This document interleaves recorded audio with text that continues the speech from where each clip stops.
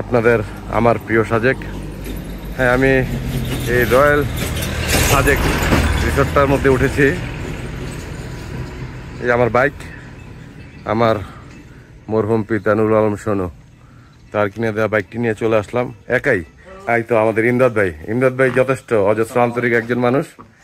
উনি আমাকে যথেষ্ট সময় দিয়েছে গতকালকে থেকে এই পর্যন্ত। উনিও খুব ভালো মনের একজন মানুষ। আপনারা তার এই রিসোর্টটাতে আসবেন। আপনাদেরকে যদি ঘুরিয়ে ঘুরিয়ে দেখাই আমি রিসোর্টটা যতটুকু পারি সম্ভব। পাশাপাশি অন্যান্য রিসোর্টও আছে রোডের সাইডে, যথেষ্ট ভালো। এবার একাই চলে আসছি, মনটা আসলে ভালো ছিল না, ভাবলাম যে ঘুরে আসি একাই। চলে আসা, এটা আমার রুম। এখানে আমার অ্যাক্সেসরিজ যা যা আমার প্রয়োজনীয় সামান্য কিছু নিয়ে আসছি, যা না আনলেই নাই পাহাড়ে। এটা আমার রুম থেকে বারান্দা। কথা বলতে বলতে আসলে জোহর নামাজের রক্ত চলে আসছে।